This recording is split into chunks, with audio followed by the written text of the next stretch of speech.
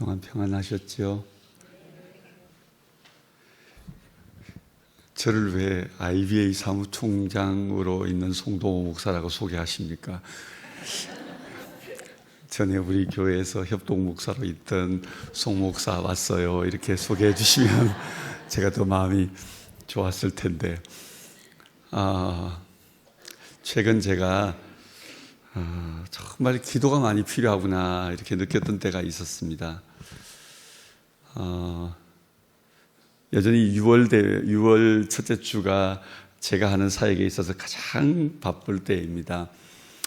리더들이 모이는 포럼이 한 130여 명 규모의 리더십들이 모이는 전 세계 포럼이 설악에서 있고, 여러분 기억하시죠? 컨퍼런스가 또 6월에 있습니다. 그래서 목동에 있는 한사람 교회에서 6, 7 이렇게 컨퍼런스가 열리고, 그래서 한 주간 안에 1년에 한 차례 있는 총회, 이사총회, 그 다음에 컨퍼런스, 리더스 포럼 다 한꺼번에 몰려 있습니다. 그리고 또 6월 말에는 2주간 동안 합숙하면서 선교사들을 훈련시키는 뱀스쿨이 방콕에서 열려요. 그것도 다 주관하고 훈련생들을 모집해야 되고, 6월 달에 행사가, 큰 행사가 4개나 있습니다. 그래서 제가 최근에 3월쯤 지나서 이제 4월 초입에 제가 어떤 마음이 들었냐 하면, 나를 위해 기도하는 사람이 있을까? 이런 마음이 갑자기 제게 질문이 들었습니다. 제가 지금 이제 막 개척한 교회도 이제 기껏해야 이제 100여 명 정도 모이는, 다 자신들의 문제가 너무 많은 이 땅에 온 이주민들이잖아요. 그러니 제가 그들을 챙겨야지 그들이 저를 챙길 수는 없는 것 같아요. 그리고 저의 모교회를 떠나온 지가 너무 오래되었고 그리고 제가 담임하던 교회도 이젠 저를 기억하기는 시간적으로, 거리적으로 너무 멀리 있는 거예요. 그래서 정말 누가 나를 위해 기도하지? 이런 마음이 들었어요. 기도가 너무 필요한 거예요. 기도해야 할 만큼 내가 기도하고 있는가라고 질문하며 제가 기도의 시간을 더 채우지만, 기도할 일들이 저 혼자 붙들고 기도할 일들 정도가 아니라 어마어마하게 많은 기도가 필요한 거예요. 그래서 제가 손꼽아지는 첫 번째 교회가 어느 교회였게요? 그래도 우리 시민교회 성도들이 기도해 주지 않을까 이런 생각이 들었어요. 종종 한 번씩 전화로 안부해 주신 분도 계시고, 문자를 보내주신 분도 계시고, 기억할 때마다 카톡으로 이렇게 카톡을 보내주신 분도 계시고, 여전히 우리 시민교회가 송 목사, 동호 목사를 위해 기도하고 계신다, 이런 기억이 있습니다. 오늘도 제가 바쁜 일들 때문에 막 이것저것 헤매 다니면서도 제 마음이 하루 종일 기뻤습니다. 왜냐하면 친정 오는 거니까요. 제가 서울이라는 이 객지에서 우리 서울 시민교회는 제게 친정입니다. 꼭 그렇게 생각해 주십시오. 저는 친정 왔습니다. 네, 그래서 얼마나 따뜻하고 그냥 제 정서적 안정감과 안위함을 제가 얻습니다. 그리고 기억되실 때마다 기도 속에 송 목사가 생각나면 이 친구가 많이 요즘 힘이 든가 보다 이렇게 생각하시고, 한마디라도 기도해 주시면 적절한 때에 아주 유효한 화살 기도가 제가 필요한 기도의 영역에 쌓이고 있을 것이라 생각이 듭니다. 그렇게 기도해 주셔서 고맙고요. 저희 가족들 잘 지내고 있습니다. 제 아내 안부도 전합니다. 잘 지내고 있고, 아이들 또 잘 자라고 있고, 곧 시집 장가 곧 보내야 될 때가 된 것 같습니다. 그리고 제가 하는 사역 교회도 굉장히 평안하고요.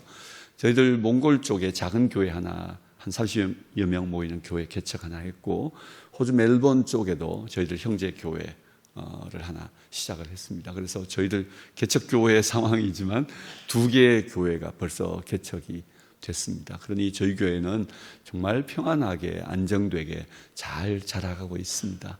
그리고 제가 하는 사역도 IBA의 비즈니스 에듀 미션 운동 사역은 제가 원래 6월 총회와 더불어서 제가 좀 사임을 할까 합니다. 그리고 임기 연말 12월까지 그 일을 하고 좀 마무리를 하고, 제가 이제 시작했던 나우 미션 대표로 다시 돌아와서 이제는 그런 사례를 전 세계 선교지에 만들어가는 일들을 좀 집중하고 남은 시간을 좀 살까, 이렇게 개인적으로 생각하고 있습니다. 사역적 변화가 있습니다. 제가 이런 이야기를 왜 주저리 하느냐 하면 궁금해 하실 것 같아서. 네. 최근 들어 저는 기도에 대해 많이 묵상하게 되었습니다. 이유는 제가 기도가 너무 필요해서 기도를 더 생각하게 되었습니다. 문제를 문제로 인식하고 있지 않고 기도로 가져간 날 하나님의 응답이 있고, 문제를 문제로만 여기고 고뇌하고 힘들어만 하지 않고 그걸 하나님 앞에 가져갔을 때 하나님이 그 기도를 들으시고 제 삶과 사역 가운데 응답해 주셨던 수많은 경험들이 최근 들어 또 다시 경험되어지고 있어서 저는 제 경험, 또 다시 이 말씀 안에서 하나님이 주시는 음성들 여러분과 나누고 싶은 마음이 생겼습니다. 그래서 저도 오늘 하늘에 닿은 엄마의 기도, 이런 제목으로 여러분과 함께 말씀을 나누고 싶습니다. 사사시대였지요. 사사시대의 끝자락이었습니다.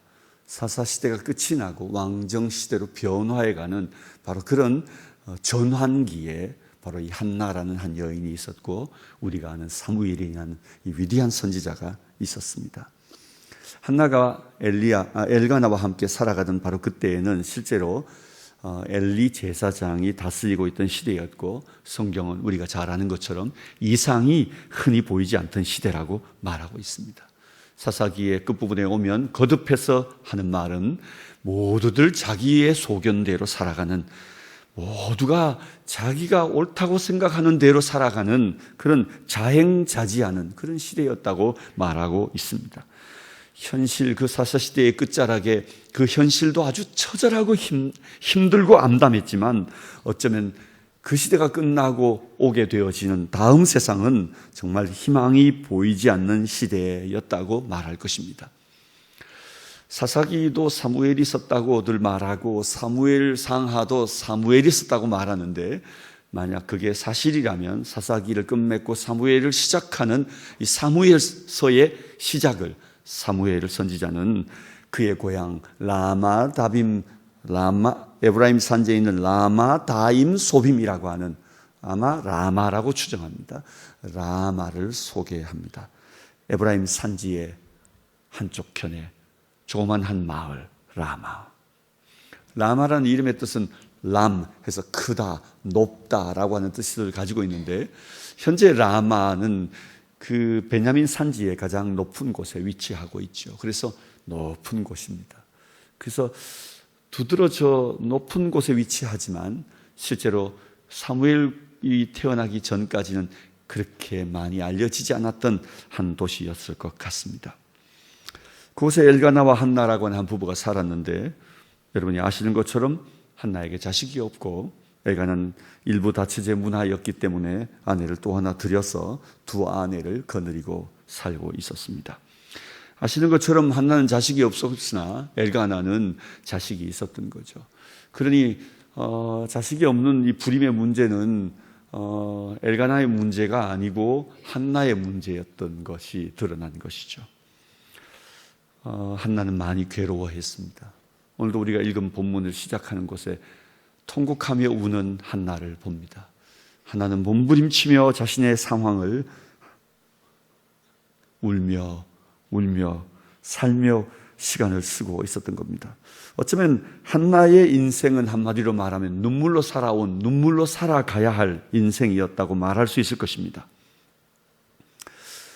오늘 본문의 이야기를 왜 엘가나 중심으로 다루지 않을까, 저는 개인적으로 엘가나가 얼마나 힘들었을까 이런 생각을 해봤습니다. 두 여자를 거느린 남자의 이 상황이 이게 얼마나 힘든지 오늘 본문이 그려주고 있지만, 늘 한나의 고통에만 초점을 맞추는 것 같아서 엘가나도 많이 힘들었을 텐데 이런 생각이 들었습니다. 왜냐하면 제가 박혜홍 남편이기 때문에요. 제 아내의 남편이란 이 직업이 꽤 힘들더라고요. 그래서 밤 11시, 12시 다 돼가도 제 아내가 커피 마시고 싶다 하면 제가 커피를 핸드드립으로 내려줘야 되거든요. 그럴 때마다 저희 딸이 박혜용 남편 극한 직업 이렇게 박혜용 남편 극한 직업 좀 자주 제가 듣는 말입니다. 제 아내의 남편은 극한 직업이라고요. 그러다 보니 두 아내를 거느린 남자 이거 얼마나 힘들었을까 그런 생각이 들어서 이 본문에는 왜 엘가나의 고통스러움을 잘 표현하지 않을까 싶었는데, 그래도 한두 구절 안에 엘가나의 고통스러움이 있는 것 같아요. 사탕 발림하면서 열아들보다 낫다 이렇게 표현하고, 또 뭐 캐쉬를 수첩에다가 빡빡하게 꽂아주면서 헌금 많이 해라 이렇게 도하고 하는 거 보면서 엘가나가 어쨌든 이 슬퍼하는 한나를 위로하려고 했던 것을 봅니다. 그러나 분인나의 이 회방질과 분인나의 이 충동질로 인한 분노는 사그라들질 않았습니다. 무엇으로 위로를 받을 길이 없었던 겁니다. 한나의 수욕과 그 수모와 그 고통을 뭐라고 설명할 길이 없을 정도로 이 둘 사이는 늘 어려움이 있고, 엘가나는 이 두 아내로 인한 고통이 만만치 않았던 것을 보게 됩니다. 여러분, 이런 고통도 참 가정 내의 고통이겠지만, 실제로 그 당시 고대에 아이를 갖지 못한 여인이 그 사회 또는 그 지역에서 받는 수모는 실제로 그 외부적으로도 모멸감이라는 것은 견딜 수 없었을 것이라 생각합니다. 왜냐하면 아이를 낳지 못하는 여인은 곧 신의 축복을 받지 못한 아주 상징적인 여인이었거든요. 그래서 신의 복을 받지 못한, 지지려도 복도 없는 여인, 그게 바로 한나였던 겁니다. 그런데 한나 이름은 그것과는 정말 달랐어요. 이름이 한나, 헤나라는 이름인데요. 이 히브리 말의 이 헤나라는 뜻은 정말 하나님의 은혜를 많이 받은 여인이라는 이름의 뜻을 갖고 있는 거죠. 은혜의 여인, 은혜 받은 여인이거든요. 그러니 헤나라는 이름으로 불려지지만 실제로 이 여인은 고통인 겁니다. 마치 여러분 알고 있는 바로 룻기서의 그 나옴이라는 시어머니의 이름이 나옴이라는 이름이 기쁨, 달콤함, 스윗이라는 이름을 갖고 있었지만, 나를 말하라 불러라 이렇게 말할 정도로 스윗이 아니라 여러분 정말 고통스러운 쓴 인생이었던 것처럼, 한나가 이름은 헤나, 이름은 은혜였지만 정말 고통스러운 시간을 보내고 있었던 겁니다. 여러분, 무엇으로 이 한나를 위로하겠습니까? 마찬가지로 저와 여러분도 종종 무슨 말로도 위로가 될 수 없을 정도로 우리의 무거운 마음을 가질 때가 있습니다. 무슨 말로도 위로가 되지 않을 고민을 우리가 가지고 살아갈 수 있습니다. 어쩌면 그 누구에게도 털어놓을 수 없는 속눈물과 아픔을 우리도 한나처럼 가지고 살아갈 수 있습니다. 남들이 나를 볼 때는 헤나, 은혜 받은 사람, 은혜롭고 늘 평화롭고 늘 행복하다고, 당신이 행복하지 않으면 누가 행복하냐고 말할 정도로 우리도 모두 다 헤나, 한나일 수 있겠지만, 그러나 우리 안에는 말하고 우리 안에는 고통이고 우리 안에는 눈물일 수 있습니다. 여러분, 이 눈물을, 이 고통, 이 아픔, 이 문제 어떻게 할까요? 하나는 이 삶의 고통을 하나님 앞에 가져갑니다. 여러분, 한나의 이 부림은 특별한 이유가 있었지요.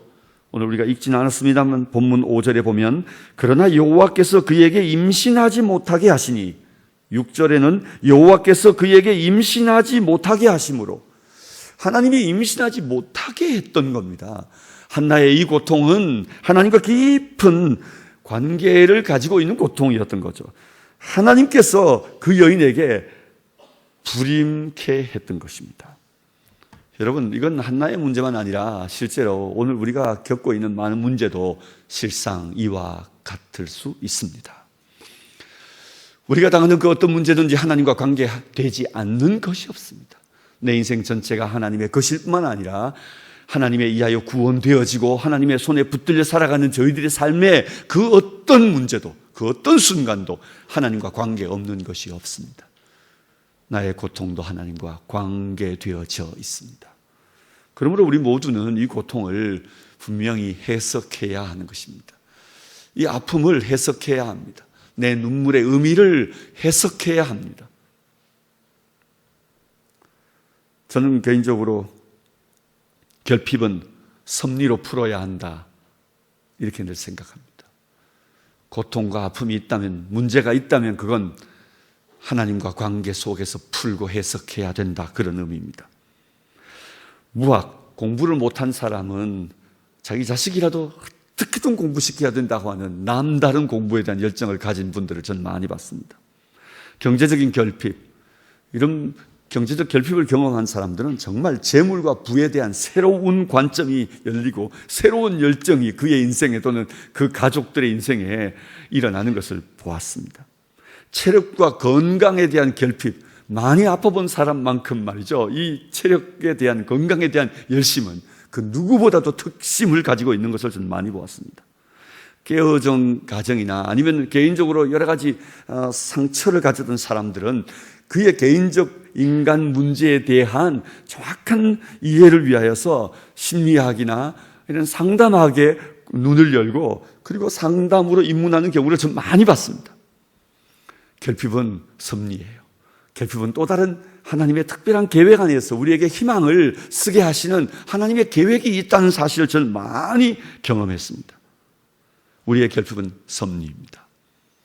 하나님의 깊은 뜻이 담긴 하나님의 계획이라는 말입니다.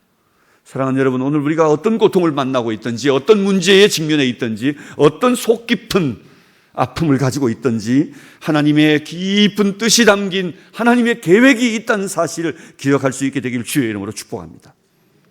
그렇다면 이 문제가 하나님께로부터 왔고 이 문제가 하나님과의 관계가 있다면 그 문제를 어디에서 푸는 것이 좋겠습니까? 하나님 앞에 가지고 나가 풀어야 하는 겁니다. 하나님과 함께 이 문제를 풀어갈 때 그때 그 고통은 기쁨으로 바뀌고 그 눈물은 탄성으로 바뀌고 그 아픔은 희망이 될 것입니다.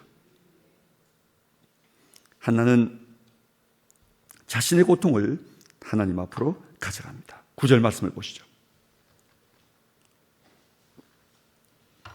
그들이 실로에서 먹고 마신 후에 한나가 일어나니, 그들이 먹고 마신 이후에 한나에게는 또 다른 중요한 볼일이 있었습니다. 그건 다름이 아니라 기도하기 위해 일어났던 겁니다.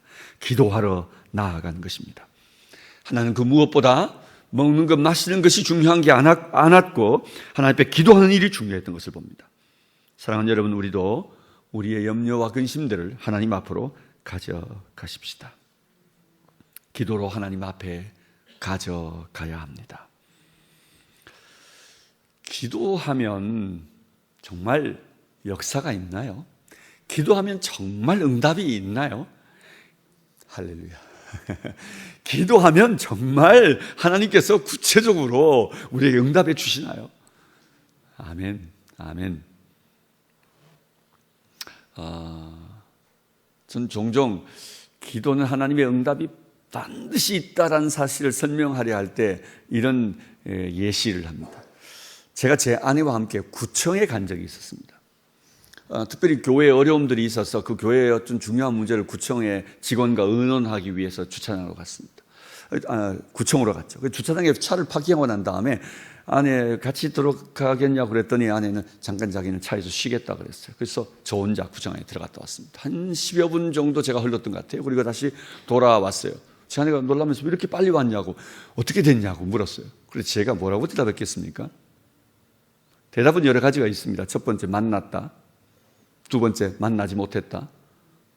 세 번째, 내일 다시 와야 한다. 네 번째, 해결됐어. 아니요.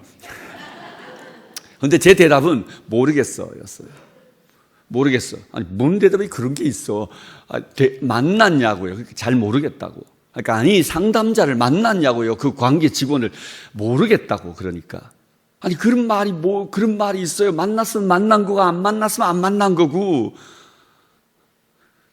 여러분, 우리가 기도하러 와가지고는 기도하고 난 다음에 일었을 때 스스로에게 자문해 보십시오. 난 하나님 만났습니까? 하나님 만났으면 만난 거고 안 만났으면 안 만난 겁니다. 기도하러 왔잖아요. 기도하러 왔으면 둘 중에 하나예요. 하나님 만났으면 만난 거고 하나님 안 만났으면 안 만난 거예요. 만났으면 하나님은 대답을 했을 겁니다. 그거 제가 상담 직원을 만났으면 그 직원이 제게 이렇게 말했을 겁니다. 네, 그거 이렇게 체결하면 됩니다. 그거 될 거예요. 제 해결해 드리겠습니다. 이렇게 된다고 예스라는 답을 할 수 있고요. 아니면 그다음 두 번째 답은 그거 안 됩니다. 그건 그런 법령도 없고 제가 도울 수 있는 것도 아니고요. 그건 안 됩니다. 노라는 답이 있는 거죠. 그게 아니라면 방법을 일러주는 거죠. 저희 과가 아니고 저쪽 과로 가시면 저분을 만나보시면 해결될 겁니다 하고 다른 길을 우리에게 제안해 줄 겁니다. 아니면 이렇게 말할 것입니다. 기다려보세요. 제가 한 일주일 동안 다시 고민하고 좀 여러 방면으로 알아보겠습니다. 다시 오시면 그때 다시 의논하죠. 이렇게 말했을 것입니다. 그래서 기도 응답은 네 가지 방법으로 나타난다는 거죠. Yes or no, 그 다음에는 기다리라, wait, 마지막에 the other way, 다른 방법으로. 그래서 yes 아니면 no, 아니면 하나님이 기다려 하시든지, 아니면 하나님이 다른 방법으로 우리에게 응답하신다는 것입니다. 하나님을 만났다면 반드시 이 네 가지 조건으로, 이 네 가지 방법으로 하나님 우리에게 응답해 주신다는 것입니다. 기도하러 오셨잖아요. 그러면 기도하면, 하나님을 안 만났으면 못 만난 겁니다. 여러분, 그런 하나님은 언제나 우리에게 열려 계시고, 언제나 우리가 기도하는 자리에 오시고, 우리의 기도에 귀 기울이시고, 우리의 기도를 들으시고, 기도를 들으실 뿐만 아니라 우리의 기도에 응답하기를 원하시는 하나님이십니다. 기도하기를 원하시는 계십니다. 하나님은 언제나 응답하기 위하여 준비되어 있을 정도로 우리의 기도를 기다리시고 우리의 기도를 기뻐하시는 하나님이십니다. 하나님 앞에 문제를 가져갈 수 있기를 바랍니다. 우리가 기도할 때 하나님께서 이 문제를 깊이 들으시고 깊이 흠량하시고 그 기도에 대하여 깊이 고민하시고 문제를 해결해 주실 것이라고 저는 확실합니다. 이제는 하나님 앞에 이렇게 고백하십시다. 제가 하나님 앞에 다 내어놓았습니다. 하나님, 이제 제 문제가 아니고 하나님의 문제입니다. 하나님이 이제 일하십시오. 이렇게 하나님께 맡기고 정말 가벼운 마음으로 일어날 수 있으면 좋겠습니다. 기도할 때마다 우리는 하나님 앞에 우리 문제를 그분 앞에 내려놓는 시간인 것입니다. 문제를 하나님 앞에 가져가서 내려놓게 되기를 주의 이름으로 축복합니다. 한나가 오래 기도했던 것 같아요. 하나님 앞에 엎드려서 오래 기도하고 있을 때 그가 심히 처음에는 많이 울었던 것 같아요. 그리고 통곡하며 우는데 아마도 지쳤어 그러지 않았을까 생각합니다. 그 입은 들썩들썩 하는데 소리는 밖으로 나오지 않고 속으로 기도했다고 말합니다. 한나의 작은 소리, 그러나 입술만 움직이고, 그렇지만 그 슬픈 고통스러운 감정이 그의 표정과 몸짓에 그대로 묻어있는 모습을 보면서 엘리는 술 취한 여자로 여겼던 것 같습니다. 술 취한 여자라고 되어 있지만 히브리어 성경을 보면 벨리알의 딸과 같다 이렇게 말했습니다. 벨리알의 딸, 아주 너는 사탄의 여자, 사탄의 딸과 같다 이렇게 말한 것입니다. 이 바알의 딸이냐, 이 벨리알의 딸이냐 이렇게 얘기했습니다. 아주 그냥 쌍욕을 퍼부어댄 겁니다. 그 정도로 한나가 미친 듯이, 정말 미친 여자처럼 굴며 하나님 앞에 머물러 있었던 것 같습니다. 그런 책망을 들으며 한나는 이렇게 대답했습니다. 나의 주여, 그렇지 않습니다. 나는 마음이 슬픈 여자라 포도주와 독주를 마신 것이 아니고 여호와 앞에 제 심정을 통한 것뿐입니다. 당신의 요정을 악한 여자 벨리알의 딸로 여기지 마십시오. 제가 지금까지 말한 것은 나의 원통함과 나의 격동됨이 많음을 인함입니다. 이렇게 말합니다. 그가 하나님 앞에 심정을 통한 기도, 어떤 기도였습니까? 영어 성경은 하나님 앞에 그의 마음을 pour out, 다시 말해 물을 쏟아 놓듯이 그냥 하나님 앞에 다 쏟아 부었다라고 표현합니다. 히브리어 성경도 그런 표현입니다. 하나님 앞에 그 문제를 가져다 부었다 이렇게 표현합니다. 여러분, 우리의 기도를 하나님 앞에 가지고 나아갈 때 우리에게 남겨두지 말고 하나님 앞에 그 문제를 다 쏟아 부어 놓읍시다. 하나님 앞에 다 쏟아 부어 놓으십시다. 그리고 나면 그 문제는 더 이상 나의 문제가 아니라 하나님의 일이 될 것입니다. 이제는 우리가 기다리며 하나님이 어떻게 행하시는지 우리가 두고 볼 일, 그 일만 남아있는 것입니다. 한나는 하나님 앞에 이렇게 쏟아 붓고 난 다음에 그가 기쁨으로 그 자리에서 일었었던 걸 봅니다. 슬픈 기색을 거두고 그는 돌아가 먹고 마시고 즐거워했던 것을 보게 됩니다.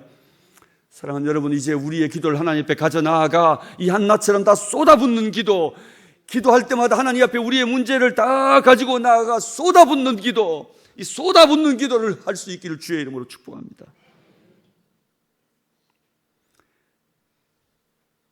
그런데 이 한나가 이 기도를 하는 중에 한나의 이야기가 바뀌어요. 한나의 이야기가 한나의 옆에 브닌나와 상대할 자식을 껴안고 브닌나 앞에서 내 자식 보라고 자랑하고 싶은 마음이 아니라 이 기도가 하나님 앞에 드리는 아들로의 기도로 바뀌는 것을 보게 됩니다. 여러분, 저는 본문을 아무리 읽어봐도 이것이 어떤 터닝 포인트를 가지고 바뀌었는지를 정확하게 알 수는 없는데 기도밖에 터닝 포인트가 없었던 것 같아요. 기도밖에는 이 생각의 전환을 가져올 다른 일이 없었어요. 엘가나와 함께 이야기하면서 결정한 것도 아닌 것 같고요. 엘리와 함께 이야기하면서 이 결정을 한 것 같지도 않고, 그가 기도하는 중에 이 생각이 바뀐 것 같아요. 그 품에 아들 자식을 구하였는데, 그 품에 자식이 없어 고통했는데, 그가 이 자식을 도리어 하나님께 내어드리기로 결정한 것은 그가 기도할 때 그 생각이 바뀐 것 같아요. 기도할 때 하나님의 마음이 그에게 다가오고 그의 마음이 하나님께 도달하게 되었던 것 같아요. 여러분, 우리 마음을 쏟는 기도, 그리고 우리 성경은 하나님께 마음을 통한 기도라고 했는데요, 그렇게 내 마음을 하나님께 드리고 하나님의 마음이 내 마음에 담기는 이런 기도였던 것 같아요. 그래서 저는 이 한국적 표현인 이 통하는 기도라는 개념이 저는 훨씬 더 어울린다 생각되고 더 이해가 되는 것 같아요. 사랑하는 여러분, 우리 하나님 앞에 기도하면 내 뜻이 어떠하든 하나님의 마음이 내 마음에 옵니다. 내 생각이 어떠하든 하나님의 뜻이 내 마음에 찾아옵니다. 내 마음이 어떠하든 하나님의 마음이 내게 찾아오고 내 마음이 하나님의 위로와 그 손길로 우리가 위로와 격려와 세임을 얻게 되는 걸 봅니다. 전 최근 들어서도 하나님 앞에 기도가 너무 부족하구나 이런 마음을 갖고 하나님 앞에 엎드려 기도하는데 하나님이 제 마음을 가득히 이렇게 채워주시는 거예요. 가득히 제 마음에 채워주시는데 하나님으로 가득 제 마음이 찬다는 느낌이었어요. 제 마음에 느껴지던 그 결핍이라는 게, 그 정서적 결핍이든 어쨌든 감정적 결핍이든 상황적 어떤 문제든 여러 가지 결핍들이 제 마음에 왠지 뭔가 아쉬움, 왠지 뭔가 부족함, 왠지 기도하자면 안 될 것 같은 이 마음을 하나님이 계속 주셔서 하나님 앞에 기도하는데 하나님으로 제 마음이 가득히 채워지는데 아무것도 필요가 없더라고요. 아무 먹을 것도 생각이 안 나고 아무 그냥 자랑할 것도 생각 안 나고 아무것도 필요하지 않고요. 그냥 하나님으로 채워지니까 그거면 됐더라고요. 한나가 자신의 마음속에 다 비었잖아요. 자식 하나 없어서 다 비었잖아요. 사는 게 아니었잖아요. 차라리 죽는 게 더 나은 인생이었잖아요. 수많은 사람의 조롱으로 그가 모욕을 받았고 수욕을 받던 여인이잖아요. 눈물로 살아봤고 눈물로 살아갈 여인이었잖아요. 근데 그 마음이 기도하는데 하나님의 마음이 그에게 채워졌던 거예요. 하나님의 영광으로 가득히 채워졌던 거죠. 하나님의 마음이 그 마음에 부음받아지니까 그의 마음을 하나님 앞에 쏟아놓고 하나님의 마음이 그 마음에 부음받으니까 하나님의 뜻을 알게 된 거예요. 하나님의 생각을 알게 된 거예요. 그의 마음의 슬픔이 그의 마음의 슬픔이 아니라 하나님의 슬픔인 것을 깨닫게 되었던 거죠. 수많은 세상에 사람이 있지만, 아니 엘가나와 분인나 한나의 이 가정에도 자녀들이 많이 있지만 그러나 그 어느 자녀 하나도 하나님의 마음을 기쁘게 할 자녀 하나가 없다는 거예요. 이 엘리의 집에도 홈리와 비나스와 같은 훌륭한 지도자들의 아들들이 있지만 이 아들 어느 하나도 하나님의 마음을 시원케 할 아들 하나가 없다는 거예요. 하나님도 불임 같은 거예요. 하나님도 자식이 없다는 거예요. 그래서 한나의 마음 안에 하나님의 마음이 부어지고 이 한나의 마음 안에 하나님이 가득히 차니까 한나가 그때 하나님 내 자식이 아니라 하나님의 자식으로 드립니다. 내 사람이 아니라 하나님의 사람으로 드립니다. 내 새끼가 아니라 하나님의 새끼로 드리겠습니다. 이 고백을 하게 된 거예요. 그래서 하나님께 자식을 돌려드리기로 결정한 거예요. 하나님이 내게 주시기만 하면 하나님 마음을 시원케 한 아들로 이 아들을 쓰시면 됩니다. 하나님도 자식이 없었군요. 하나님도 사람이 없었군요.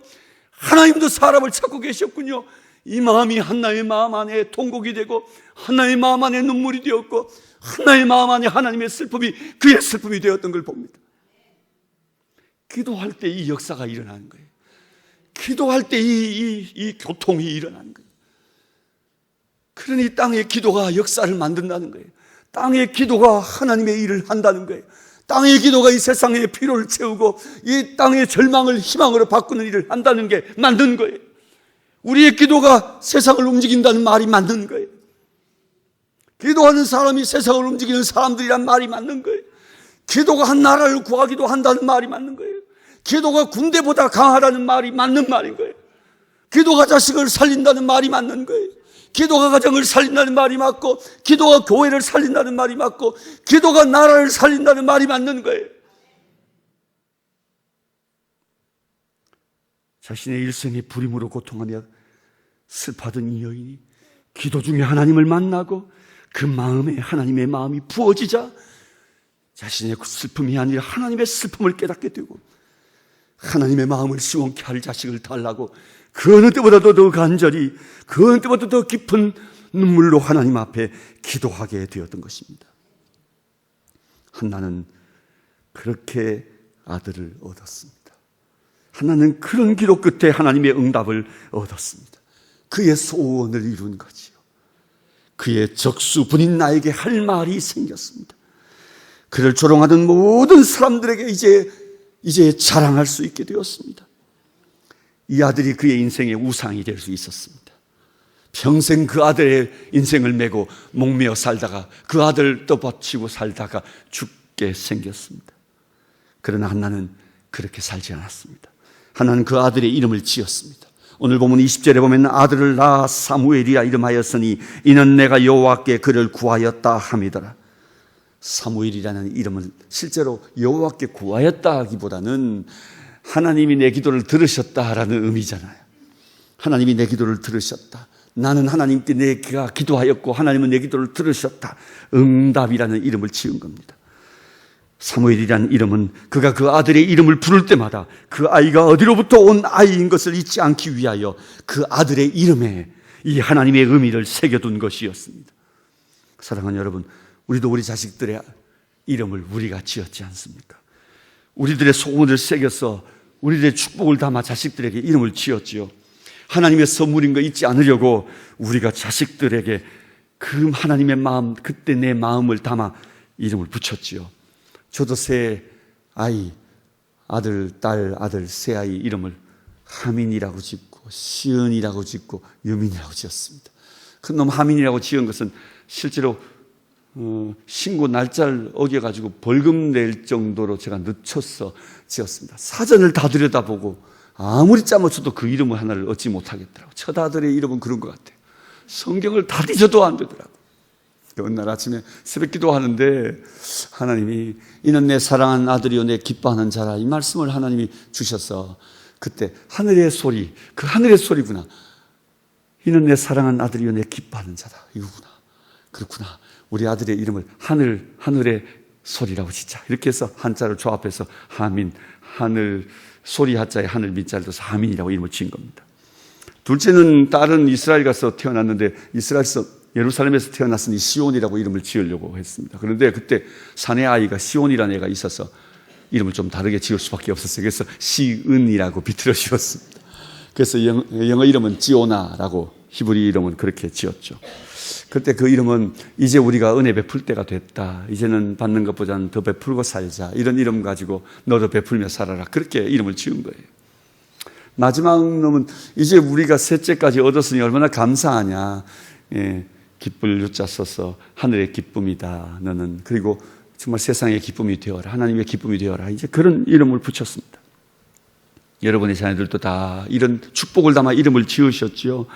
여러분 이제 그 아이의 이름 따라 이 아이가 살고 있습니까? 돌아보시길 바랍니다. 그 아들의 이름, 그 아이들의 이름 따라 이들이 이 복을 누리게 되기를 기도하고 계십니까? 이 아이의 성공만을 구하고 계십니까? 이제 우리가 그 아이의 이름이 다시 세례 주어서 이 아이들의 이름이 다시 하나님 앞에 회복되어지기를 바랍니다. 그래서 이제는 정말 색다른 의미와 함께 색다른 부모의 관점의 변화와 더불어서 새로운 이 아이의 인생의 길이 하나님과의 관계되어 그 이름들대로 살아가는 일들이 일어났으면 좋겠습니다. 27절 28절에 보면 이 아이를 위하여 내가 기도하였더니 내가 구하여 기도한 바를 여호와께서 내게 허락하신지라. 그러므로 나도 그를 여호와께 드리되 그의 평생을 여호와께 드리나이다. 그가 거기서 여호와께 경배하니라. 이렇게 되어 있습니다. 그 아이의 평생을 여호와께 드리고 바로 그 아이와 함께 한나는 하나님을 경배, 하나님을 예배했던 것을 봅니다. 사랑하는 여러분, 우리에게 주신 자녀들 이제 하나님의 꿈을 위하여 우리 자녀들 다시 하나님 앞에 올려드리십시다. 하나님의 마음을 시원케 하실 일들을 위하여 우리 자녀들을 사용해 달라고 다시 한번 우리 자녀들을 여러분 하나님 앞에 다시 올려드리십시다. 이미 우리의 출가하여 우리 품 다 떠났다고요. 그래도 다시 한번 그 이름, 그 가정을 하나님 앞에 올려드리십시다. 우리의 기도가 달라져야 할 것입니다. 우리의 관점과 생각이 달라지고 그 아이들의 인생과 남은 생애가 하나님의 것이 되고, 아니 하나님의 마음을 시원케 해드리는 사무엘과 같은 아들로 쓰여지게 해달라고, 절망의 시대를 희망으로 바꾸는 어둠의 시대를 찬란한 햇불 같은 하나님이 쓰시는 사무엘과 같은 종들로 하나님이 사용해달라고 그들 하나님 앞에 올려드리면 좋겠습니다. 어쩌면 우리 어머니들의 일생의 예배는 아들을 하나님 앞에 온전히 드리는 겁니다. 부모님들의 일생의 예배는 어쩌면 이 자녀들 하나님 앞에 온전히 이루어드려 하나님의 꿈에 쓰이도록 하나님께 내어드리는 겁니다. 이게 부모의 일생의 예배의 내용이라고 말할 수 있을 것입니다. 여러분의 일생의 예배, 이 예배를 잘 드릴 수 있기를 주의 이름으로 축복합니다. 말씀을 맺습니다.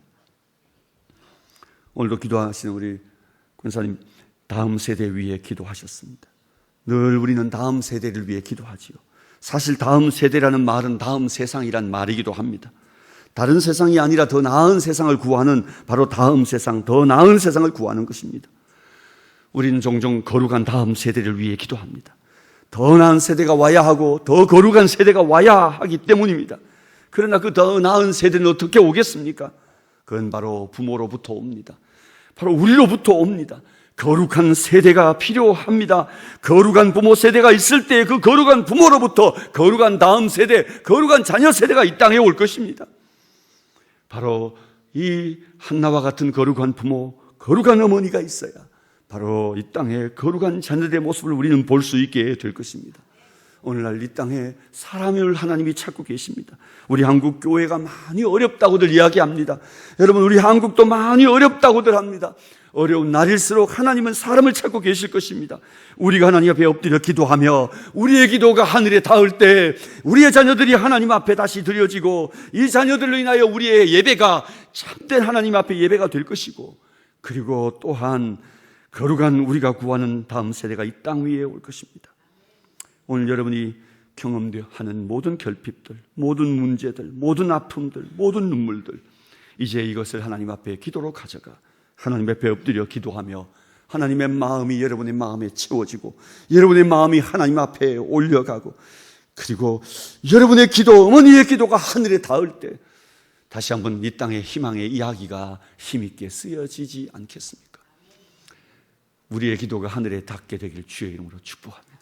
특별히 오늘 헌신 예배로 드리는 우리 여전도회, 우리 회원들의 기도가 하늘에 닿게 되기를 주의 이름으로 축복합니다.